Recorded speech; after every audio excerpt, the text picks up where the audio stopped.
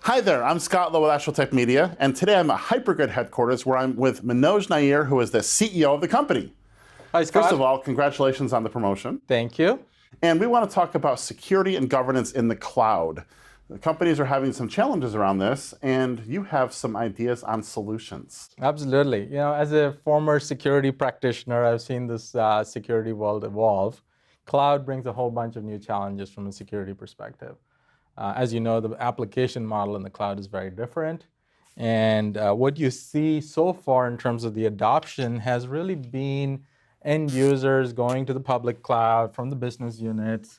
They pick their favorite cloud, whether it's AWS, Azure, pick your flavor. And these business units are using the public cloud for innovation, building new apps. Like everything, security sometimes is an afterthought because, hey, when you're having fun and you're innovating, why have someone who might stop things? And as cloud gets more mainstream, which we're seeing today, 2019, multi-cloud, hybrid cloud is everywhere. You see the central IT and security teams coming in saying, well, does our old model work here? And the answer is some of it might, but most of it probably will not. And there's some additional challenges that come in too, because each one of these works differently from a security perspective than what they've been doing in the private enterprise. Absolutely. So, you cannot put, in the enterprise, you could put a moat around the users and say, hey, everything inside this, you do whatever you want, but I have a good, governance and firewalls and security tools around it. Now that, your application is really there, what are the new challenges? And really comes down to two major differences. One is the data plane. And a lot of customers have this concern about my data is going to the public cloud. Is it secure? Is it, what do I do with that? There are good security solutions in the public cloud. Many customers adopt it, but it's really about making sure it is adopted. So, if you say one is, the data plane. And do the public clouds help here? Absolutely. So let's say that's a check. The second one really is around the control plane. And the issue with the control plane is one of the favorite words you'll hear in the public cloud. You go to the conferences and the leaders stand up and talk about how they're compliant, how well they're secure, and they are. I mean, AWS, Azure, and Google have more security professionals than any enterprise could hire. The clouds are very secure. There's this thing called the shared responsibility model. Right. And that's really where the challenge starts coming. Most enterprises, and you get the CISO and the CIO and their team starting to come in there saying, well, what does it mean for us? The shared responsibility model is something that is one of the big issues that people are trying to grapple with. Yeah, so the concept here is that when you go to the cloud, you're not abdicating your responsibility for security to the cloud provider. You're sharing that responsibility, and the cloud provider is sharing it with you because you're going to use their tools in ways they may not have foreseen, so it has to be a shared model. Absolutely. So really, think about it, a little bit of a infrastructure as a service, everything within that is owned by the cloud provider. But all these services about that, whether it's PaaS services, serverless, S3, all of these are services that these developers are using as they build applications. That's the control plane problem.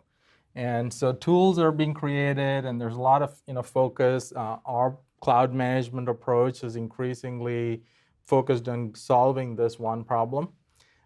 Traditionally, the thinking was, great, let's put some strong governance layer. Developers cannot access the cloud. This is bad. This is shadow IT. Let's figure out how to put some kind of control plane in the middle, and we will put all kinds of governance and controls in there. Problem with this is the public cloud adoption in the developer community has gone so far ahead that if you put some gate in the middle, they rebel against it. And so this CISO, CIO, whoever is trying to do that, usually is not getting what they want. So now the question becomes, what is the alternative, right? Can they solve something? So we're seeing increasingly a different approach which says, hey, let's allow the usage, but let's do some out-of-band governance and policy management. It includes identity, it includes monitoring of the services, it includes this notion of guardrails. And this guardrails approach is really what is taking off a lot in terms of our customers It helps with the central CISO, CIO teams. They can set policy. It's not like preventing access by putting a gate in the middle. And that's one of the big fundamental approaches we're seeing. Is this category well defined? It's getting there. Gartner calls it, and analysts have called things like cloud security posture management, CMP, which is the category we play in, is starting to go there. Other folks who have been in the cloud security space are starting to come there. But this is a key problem that people have to think about: which model works, and then what tools really help with establishing the right model. So if this is an active, we're going to block you model from doing things outside the box. Right. This is more of a, you can do whatever you want, but we're going to watch it, and if you do something you're not supposed to, we're going to tell you. Absolutely. And it's also tied into this notion of, what do a lot of people do in the cloud? They do DevOps, they do CI/CD. So you're hearing this notion of DevOps going to DevSecOps. And really part of this approach is you have to integrate into the DevOps tool chain. You have to be integrated into CI/CD and all the things the developers are doing.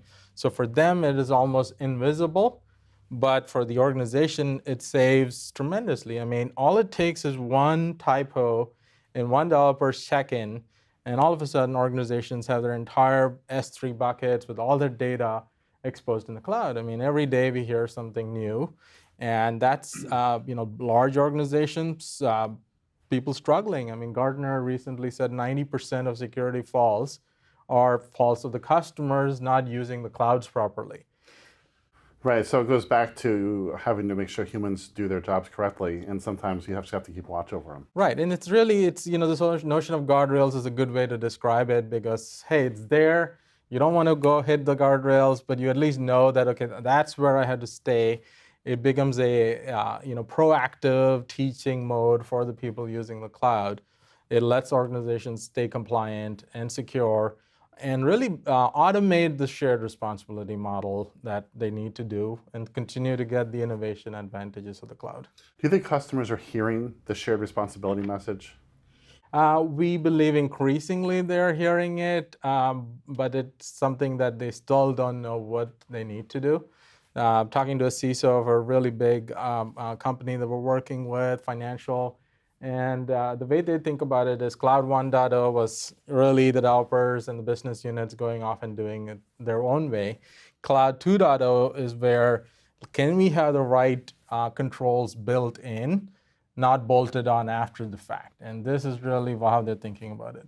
It's interesting that the cloud used to be considered, well, IT's not letting us do what we want, it's the free-for-all. Mm-hmm. And now organizations are realizing it can't be that way. There has to be a middle ground somewhere. Yeah, I think the notion that eventually as these things become production workloads, that some of these workloads are really the core of the company and its business process. And compliance doesn't go away.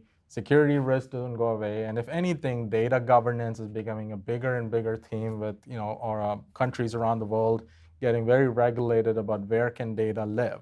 So all of these are causing the on-premise approach to get revisited as part of the shift to the Cloud 2.0, as they call it. Very good, Manoj. Thank you for this great overview. Thank you, Scott. Thanks for the questions. And thank you to our audience for watching this video.